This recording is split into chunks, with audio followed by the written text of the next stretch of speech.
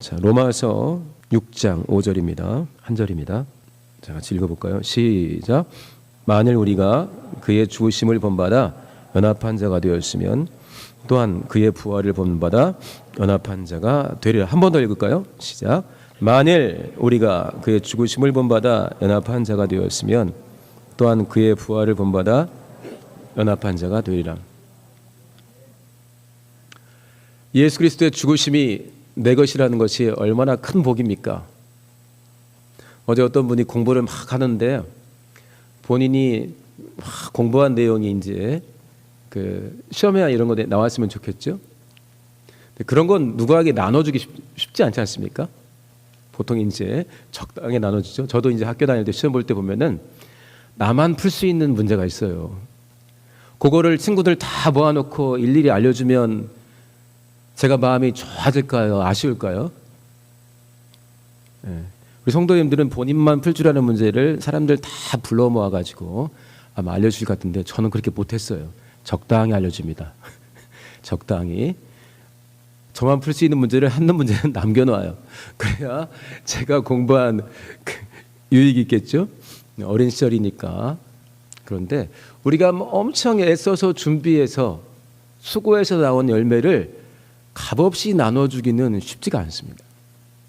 근데 우리가 4월 한 달 동안에 그 예수께서 우리에게 어떤 일을 해주셨는가를 자세히 살폈습니다. 특별히 고난주간, 부활주의를 앞두고 일주일 동안은 일주일 내내 예수께서 어떤 고난을 당했나, 그 고난이 우리에게 어떤 의미가 있나, 그럼 우리는 어떻게 살아야 되는가, 이런 막 우리가 보지 않았습니까?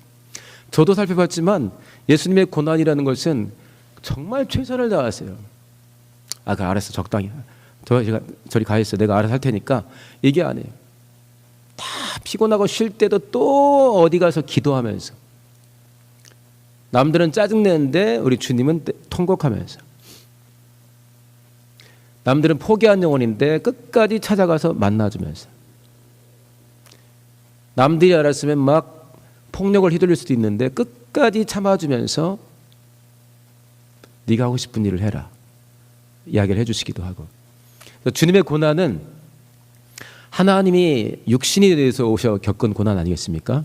그러니까 하나님이 맞아도 아프지도 않고 안 먹어도 배고프지도 않고 앉아도 졸리지도 않는 그런 게 아니에요. 100% 하나님이시지만 100% 사람이 되어 오셨어요. 100% 사람하고 똑같이 일을 겪으신 겁니다. 심지어 기도하다 울기도 하잖아요. 왜 울죠? 뜻하는 대로 안 되니까 우는 거 아니겠습니까? 하나님이 뜻하는 대로 안 된다는 의미가 뭡니까? 사람이 되었다는 거예요. 십자가에 달렸어요. 3일 후에 부활하셨습니다. 3일 후에 부활하셨다는 말은 무슨 말이죠? 3일 동안 죽었다는 거 아니겠어요? 나무에 매달기 전에 많이 때렸죠. 보통은 심한 경우는 일주일도 십자가에 달려서 생명이 유지가 된다고 그래요. 그러니까 철저하게 막 고통의 극한을 달리다가 나중에 죽게 되는데 예수님은 체력도 엄청 다운돼 있었고 심하게 맞았고 그래가지고 6시간 만에 숨이 끊어졌습니다.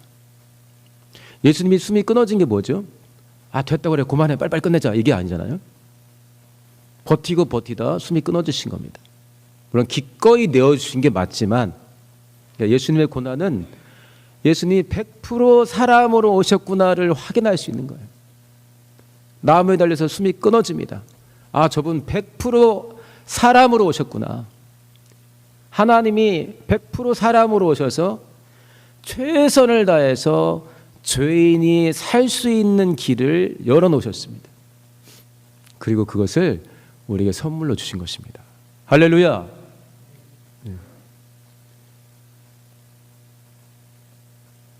이 은혜를 좀 우리가 하나님께 나가서 십자가 앞에 좀 많이 머물면서 깊이 상고하고, 또 사실은 예수 그리스도를 주라 시인하는 것도 성령으로만 가능하다고 하잖아요. 우리 너무 쉽게 시인하지 않습니까? 예수의 죽으심, 나 대신 죽어주심, 죄인과 친구처럼 있다가 배반한 원수, 하나님의 원수를 대신해서 죽어주시는 그 은혜, 그것이 내게 선물이 되어서 내가 살게 되었다. 내가 죽였지만 나를 살리려는 대신 죽어주십니다라는 은혜를 성령으로 우리가 깊이 알아가면 알아갈수록 우리는 정말 많이 감사할 수 있고 하나님을 향해서 우리 마음이 한없이 넓어질 수가 있습니다. 그냥 우리는 쉽게 잊죠. 자, 대속의 은혜도 선물로 주셨어요. 믿음으로 받은 다음에 지키면 돼요. 우리가 하나님이 뺏어가진 않으세요. 변덕이 있어가지고 이래내는 하는 게 아니라 하나님은 뺏어갈 생각은 없어요. 우리 스스로 내치는 경우는 있지만, 근데 대속의 은혜도 정말 감당할 수가 사실 없어요. 하나님이 대신 죽어주셔야 생기는 은혜니까. 그런데 오늘 본문 읽었지만 이렇게 예수 그리스도의 죽으심을 내 것으로 받아서 그 죽으심을 본받아 나도 주님처럼 나를 부인하며 하나님이 정말 기뻐하시고 진짜 나인 내 영혼도 정말 행복해하는 그 길을 걸어간다면 그 다음엔 또 무엇과 연합한다 했죠? 부활과 연합한다는 것입니다. 누구의 부활? 예수 그리스도의 부활과 연합한단 말이에요. 그게 뭔 말입니까? 주님이 얻으신 그 부활을 우리도 얻게 된다는 것입니다. 할렐루야. 이렇게 예수 그리스도의 고난이 내 것이요 예수 그리스도의 부활이 내 것으로 주어집니다. 4월 한 달 동안은 예수님의 고난이 도대체 어떤 의미가 있지? 부활이 도대체 나랑 무슨 의미가 있는 거야? 그렇다면 이걸 지키려면, 내 것 되게 하려면 내가 주님 앞에 어떤 모습으로 서야 되지를 자세히 다양한 설교 본문을 통해서 받았습니다. 저는 이제 그걸 좀 이어서 간단하게, 그렇다면 그렇게 크고 놀라운 사랑과 은혜를 받았으면 우리는 여기서 어떤 것을 좀 생각해 볼까? 그러니까 예수 그리스도의 죽음도 내 것이요 부활도 내 것이에요. 우리가 원한다면 무한정 소유할 수가 있어요. 소유하는 방법도 가르쳐 주셨어요. 그렇게 지켜서 대속의 은혜도 내 것으로, 부활의 은혜, 소망도 내 것으로 끝까지 지켜서 누리는 데 있어서 우리는 어떻게 하면 좋을까를 생각하면서 두 가지를 생각했습니다. 더욱 사랑하며 감사하며 부활 그랬는데요. 감사를 먼저 생각해 볼게요. 우리 성도님들 일상 속에서 발견하는 감사하는 순간들이 있지 않습니까? 그거 혹시 얼마나 간직하세요? 제가 지난주 월요일 피곤한 상태였어요. 오후가 저녁이 됐죠. 그래서 장례에 문상을 가야 되고 문상을 마쳤습니다. 마치고 장례식장에서 나왔는데, 나와서 이제 첫 번째 길로 접어들을 때 비보호 좌회전이었어요. 비보호 아시죠? 파란 신호가 있는데 내가 나가서 좌회전을 하는 거예요. 그러면서 우리 같이 갔던 일행들이랑 뭐 다양한 이야기들을 하다가 첫 번째 또 교차로에 들었는데 거기는 신호등이 4개예요. 그러니까 당연히 비보호가 아니죠. 근데 저는 순간 모두를 전환하지 못했어요. 여기도 비보호다. 비보호 아닌데, 제가 생각해도 웃겨요. 비보호 아닌데 나는 내 마음속엔 비보호야. 그래서 파란 신호등이니까 상대 쪽에서 차들이 2차 차선에서 와요, 안 와요? 많이 오죠. 당연히 오겠죠.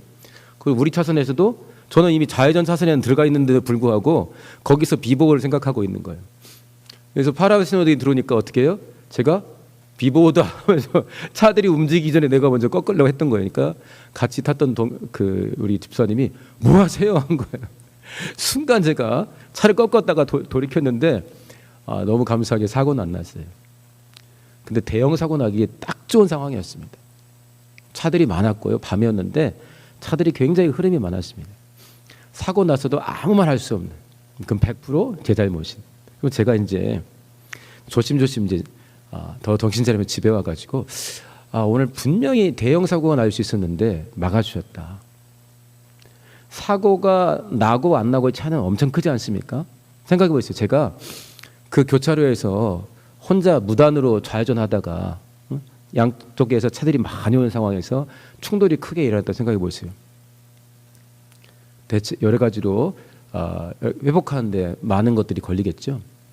그래서 제가 집에 와서 이 감사를 내가 얼마나 키워볼 수 있을까. 그러니까 지금 굉장히 감사한 일이 벌어졌는데 큰일 날 뻔했네. 정말 감사하다 했는데 이 감사로 짜증나는 일이나 답답한 일을 몇 개나 극복하는지 보려고, 하나님 제가 이걸 정말 감사합니다. 근데 이렇게 감사한 일이 생겼는데 요걸 키워봤으면 좋겠습니다 하면서 며칠이나 가면서 이 짜증들을 극복하는가 이렇게 봤어요.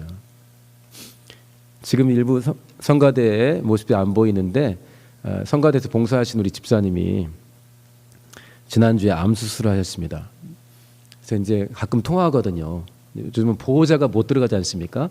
그래서 이제 사실 보호자가 없는 상황에서 암 수술을 하고 병원에 있다는 게 저도 해봤지만 굉장히 서글플 수가 있거든요. 그래서 통화를 하는데 이 집사님이 감사를 그렇게 많이 하는 거예요. 그래서 제가 그랬어요. 아 집사님, 야 거기서 감사하니까 엄청나네요. 그랬죠. 근데 저도 비슷한 일을 겪었기 때문에 뭐라고 했냐면 집사님 그 감사 정말 꽉 붙들고 좀 키워봅시다 그랬어요. 암 수술 받은 분이 암 수술을 마치고 병원에 있는데 많은 감사할 제목들이 생각나는 거예요. 여러분 생각해 보세요. 그래 감사할 수 있지. 쉽지 않습니다.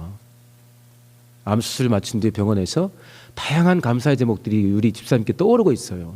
그래서 제가 집사님 저도 겪어봤는데 그게 잘 지키면 커지는데 가만히 있으면 나중에는 당연한 것처럼 돼서 감사가 안 되고 짜증도 나요. 그랬더니 그래요. 그래가지고 저희가 같이 기도하면서 그거 좀 키워봅시다 그랬어요. 지금 이 예배를 같이 하시고 아마 있을 것 같은데 우리 성도님들 하나님께서 이렇게 큰 선물 대속의 은혜와 부활이라는 정말 감당할 수 없는 큰 선물을 주셨는데 그럼 우리 마음이 한없이 넓어지지 않습니까? 이것을 우리의 것으로 끝까지 실상으로 소유하기 위해서 우리가 지켜내야 될 신앙의 특성 중에 하나가 감사인데 한번 우리 자신을 좀 잘 돌아보지 않겠습니까? 가정 그 자리가 있어 좋은 달이 5월인데 4월은 내내 부활하신 주님 앞에 서는 나의 모습을 지켜보고 있습니다.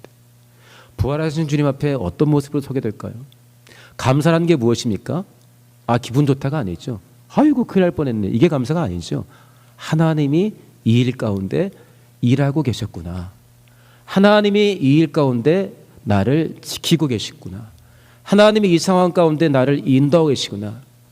제가 농담 삼아서 그 사람들 신방도 못 가는데 하나님한테 기도해서 신방 좀 자주 오라고 하세요. 그래서 우리 집사님께 얼마 전에 전화해서 하나님 신방 자주 오시던가요? 그러니까 우리 집사님이 계속 계셔요 그러더라고요.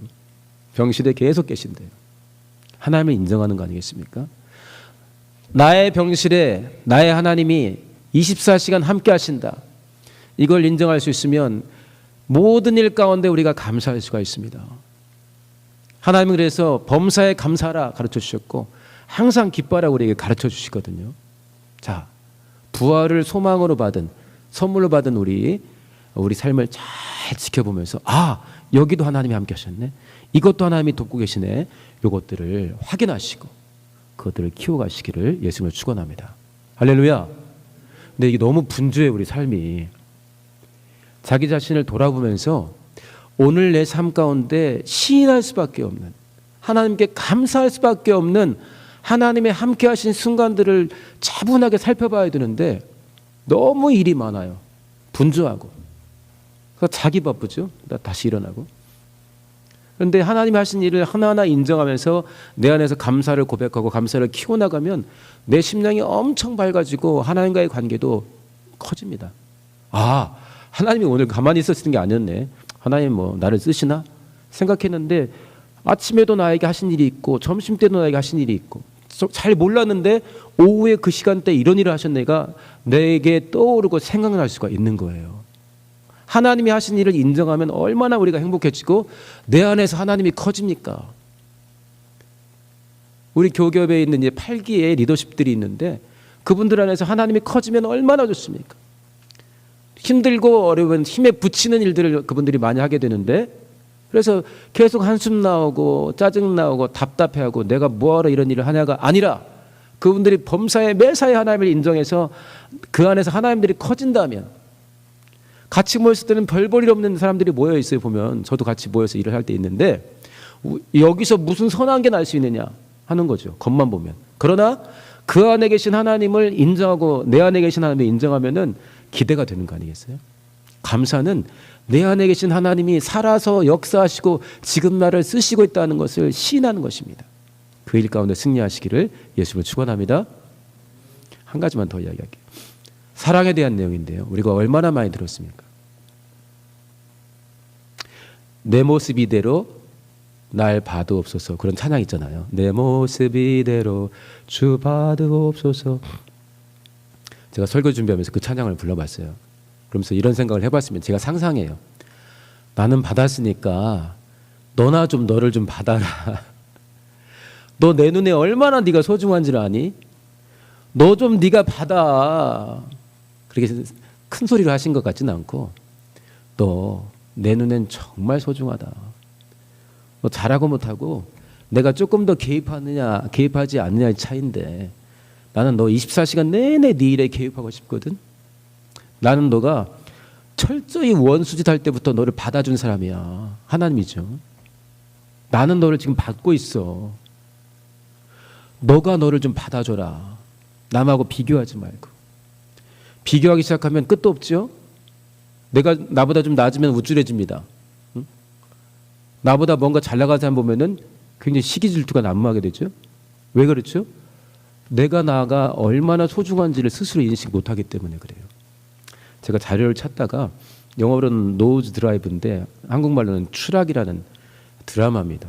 영국 드라마인데 이 과학 문명이 많이 발달했잖아요. 특히 21세기 2021년 엄청 발달하니까 많은 과학 기술들이 발달하는데 인간들 사이에 생각하지 못했던 그 편리함과 함께 다가오는 굉장히 불편한 일들 있는데 그 노즈 드라이브 추락이라는 내용에서는 저는 끝까지는 못 봤고요. 핵심만 봤습니다. 어떤 내용이냐면 우리 눈에 그 어플들을 컴퓨터 어플들을 넣고 다니는데 그렇게 되면 뭐냐면 제가 여기 장로님을 보면 있잖아요. 장로님이 몇 점인지가 딱 보이는 거예요. 근데 몇 점이 하나님이 주신 점수 말고 사람들이 장로님을 보면서 우리 지휘자님을 보면서 그래서 뭐 커피숍 가서도 같이 커피 한 잔 마시면서 인사하면은 느낌이 좋다 싶으면은 커피 카페에 있는 직원이나 이런 분들이 우리 지휘자님 점수를 주는 거예요. 그럼 나도 알아요. 저 사람이 나한테 지금 몇 점 줬나. 5점 만점인데 계속 점수를 줘요. 그럼 나도 저 사람이 지금 나에게 몇 점을 줬나 알게 되고 그다음에 내 눈에 보이는 저 장로님이 우리 집사님이 몇 점인가가 내 눈에 다 보이는 거예요. 그러면서 혜택들이 정해져 있습니다. 몇 점 이상이 안 되면 어느 건물에는 못 들어간다든지 어떤 비행기는 몇 점 이상이 안 되면 안 된다든지. 그러니까 사람들이 나에게 몇 점 주는 거에 엄청 매여 있는 거예요. 그러니까 어느 날 그 회사에서 어떤 사람이 생과일 주스를 유기농 생과일 주스를 쫙 돌리는데 왜 그러지 싶으니까 딱 보니까 평점이 쫙 내려가 있는 거예요. 나의 점수를 나만 아는 게 아니라 모두가 알고 모든 사람의 점수를 나도 아는 거예요. 내 눈으로.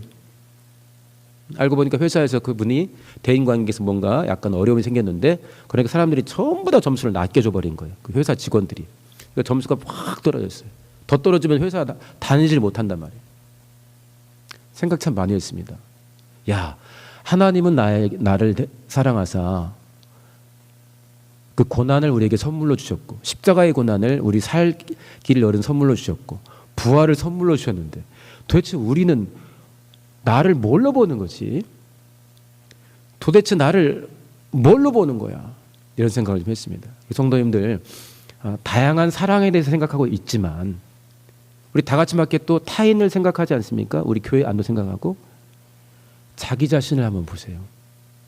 얼마나 잘하고 있나 이런 점수 매기려고 보는 거 말고 내가 얼마나 소중한지를 하나님과 함께 보자는 거예요. 그래야 다른 사람도 소중하게 보이지 나 스스로는 소중한 걸 모르면서 다른 사람을 소중하게 여기는 거는 그건 고행이에요. 고행. 너무너무 힘듭니다. 다른 사람도 똑같이 나에게 그런 존중 안 해주면 지쳐버려요. 같이 못하겠다고 하면서. 그러나 내가 나를 하나님이 존중하시는 존중, 하나님이 나를 사랑하시는 사랑으로 나를 받아주면, 그렇게 나를 축복해주면, 그러면 내가 밝아질 수밖에 없고 내 눈에 타인이 다르게 보일 수밖에 없습니다.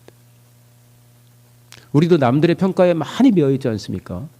저 사람 나 어떻게 볼까? 그거 중요하죠.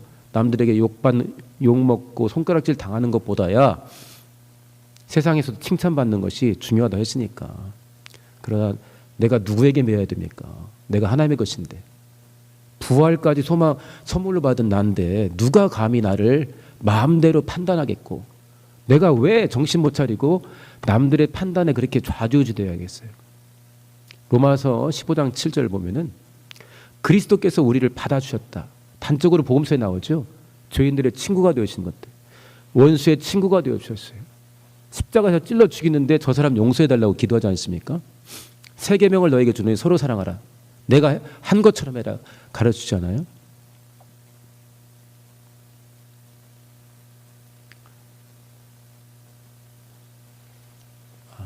또 하나는, 그러니까 그리스도께서 우리를 받으셔서 하나님께 영광을 돌렸다.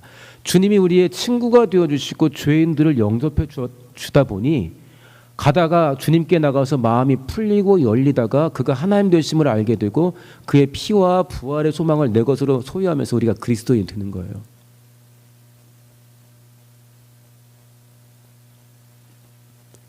그리스도께서 너희를 받아 하나님께 영광 돌렸다. 다시 말하면 하나님이 우리를 친구로 받아주셔서 우리가 하나님 때문에 변화가 됐고 우리가 하나님께 할렐루야 하면서 영광 돌리고 아까 우리 성가대처럼 보혈의 은혜를 찬송도 하는 것입니다. 그러니까 너희도 서로 받아줘라 이거예요. 서로 너도 받고 너 스스로 너도 받고 남도 받아주라는 거예요. 있는 그대로 존중해 주라는 거예요. 제가 주중에 어떤 글을 읽고 굉장히 충격을 받았는데 사회에 살다 보면은 소수자들이 있지 않습니까? 우리 대한민국은 기독교 인구가 좀 많잖아요. 그러나 인도라든지 또 나이지리아 이런 데 어느 시골이라든지 일정한 지역 가게 되면은 우리 극소수자로 변합니다. 죽여도 말 못하는 극소수자로 변해요. 신앙생활 하면은 동네에서 맞아 죽어도 동네 사람들이 즐겁게 때려요. 구경하면서. 그게 소수자입니다. 우리도 소수자가 될 수가 있고 이미 소수자라니까요. 어느 지역에 가게 되면은. 근데 그래서 이제 우리나라에서 소수자로 분류되는 사람들이 굉장히 힘들지 않습니까? 뭐 종교적인 입장에서 소수자가 일 수도 있고 인종적인 부분에서 소수자가 있고 민족적인 입장에서 또는 뭐 요즘에는 성 관련해서 성 정체성 이런 게 있지 않습니까? 그중에 어떤 분이 써놨어요. 우리 자연사하자. 우리 함께 자연사하자. 자연사가 뭐죠? 살다가 떼두면 죽는 거예요. 반대는 뭐죠? 자살이에요. 하도 이 소수자가 차별을 받다 보니 자기들 모여서 이야기하는데 우리 꼭 자연사하자. 이렇게 보는데 그분들의 삶을 내가 뭐 잘 산다 하고 싶다는 건 떠나서 야 우리는 죄인 되고 원수였을 때 하나님이 받아주셔가지고 결국에는 하나님께 영광을 돌리고 보혈 찬송까지 했는데 교회가 성경대로 살지 않는 사람들에 대해서 성경과 벗어났다고 판단되는 사람들에서 차별을 하고 혐오를 하고 저주하는 발언들을 하게 되면 제가 좀 곰곰이 생각해 봤어요. 이게 그 사람을 진짜 사랑하는 건가? 예수의 공생애 때 그렇게 했나? 예수의 공생애 때는 그렇게 하는 사람들을 꾸짖었거든요, 사실. 바리새인과 서기관들이 얼마나 꾸지람을 많이 받았습니까? 바리새인과 서기관은 칭찬받아야죠. 수고한다. 때도 어려운데 이 로마 시대에 정말 잘한다. 이런 칭찬받아야죠. 바리새인과 서기관들이. 근데 칭찬 못 받았어요. 대신 예수님이 시간을 많이 내어서 갔던 곳은 그 당시에 소수자들이 있는 곳입니다. 세리, 죄인들, 창기들 이런 사람들. 사마리아 여자 얼마나 놀래요. 막 놀라가지고 여자 만나가지고 이야기 좀 한 게 얼마나 대수라고 막 요한복음 4장에 그렇게 길게 써놓습니까? 충격적인 사실이니까 써놓은 거거든요. 그래서 우리는 내가 소수자 정도가 아니라 하나님의 원수였을 때 하나님이 나를 받아주셔가지고 살았는데 그래서 예수님의 죽음도 내 것이 되었고 예수의 부활도 내 것이 된 인생이 되었는데 어쩌자고 우리는 우리가 정해놓은 이게 옳다를 벗어나게 되면 혐오하게 되고 차별하게 되고 따시키게 되고 저들이 내 눈앞에서 없어졌으면 되겠는지 저들이 저런 행동을 다 바꾸어야만 교회 문턱에 들어올 수 있다고 하는 인상을 세상에 주는지 그래서 좀 놀랍잖아요. 우리가 인정할지 안 할지 모르지만은 교회 바깥에 있는 사람들이 대한민국 교회를 볼 때 굉장히 문턱이 높다 그러고 저기는 우리가 혐오하거나 우리가 차별하거나 욕하는 사람도 저기 가면은 대접을 받아야 되는데 우리도 받아주는 사람이 저기서 욕을 먹는다고 교회를 보고 있어요. 그래서 굉장히 많은 사람들이 교회 안에 세상을 향한 차별이 엄청 심하다고 요즘 인정을 하고 있습니다. 인정할 수 있는 만큼 인정할 수 있는 부분이 있고 받아들이기 어려운 부분도 있는 걸 알고 있습니다. 그런데 예수 그리스도의 죽음과 마치겠습니다. 예수 그리스도의 죽음과 예수 그리스도의 부활을 선물로 받았습니다. 기가 막히지 않습니까? 그럼 우리 마음이 얼마나 한없이 넓어져야 됩니까?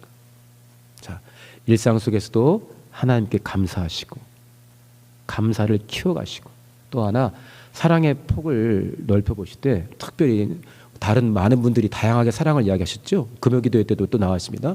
저는 특별히 오늘 이 시간에는 너 자신이 얼마나 소중한지, 하나님 눈에 너 자신이 얼마나 아름다운지, 남들 받기 전에 너부터 좀 네가 받아라.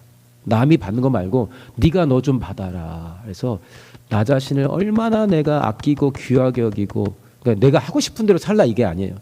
내가 얼마나 소중한 존재로 지어졌고 하나님께 그렇게 대접받고 있고 받았는지를 살피고 나도 나에게 그렇게 대접하라는 거 하나 하고, 아까 말한 두 번째는 시선을 좀 넓혀서 교회가 품이 넓어져야 하지 않겠습니까?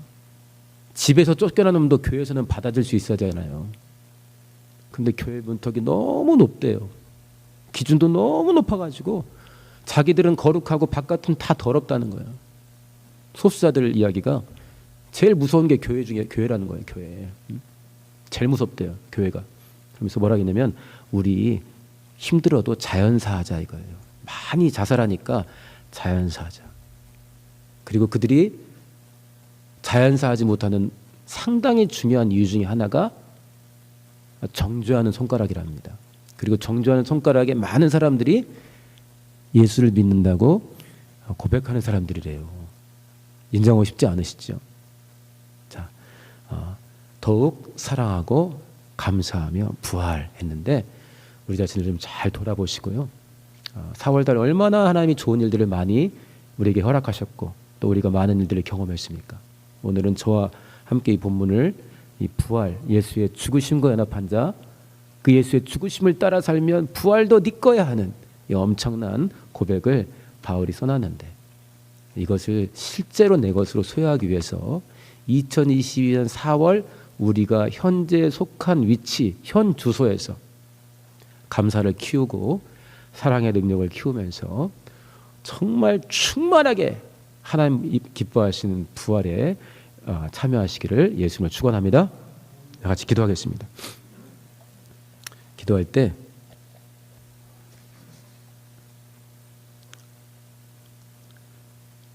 일상 속에서 하나님을 인정하면서 감사의 능력을 키워나가겠습니다. 주님이 하신 일이 24시간 내내 내 곁에 계셨는데 하루를 마감할 때 내 곁에 계신 주님이 나와 함께 하시면서 하신 말씀, 이끄신 것, 책임지신 것, 막아주신 것, 손잡아주신 것 하나도 기억 못하면 나 완전 바보 아닙니까? 아버지, 하나님 아버지, 일상 속에서 감사할 수 있는 능력, 하나님의 손길을 발견하며 감사하는 능력들을 내게 더해달라고 기도하시고 또 하나 나 자신을 주님의 눈으로 사랑하고 또 하나 우리 눈에 그리고 2020년 대한민국에서 손가락질을 당하는 사람들에게 내 마음이 그리스도 예수의 마음으로 충만해서 그들에게 문턱 낮은 영혼, 마음이 활짝 열린 영혼, 딴 곳에서는 죽을 수밖에 없지만 내 안에서는 그 영혼이 살아날 수 있는 사랑하는 사람 되게 해달라고 우리 주여 말하시고 동성으로 기도합니다.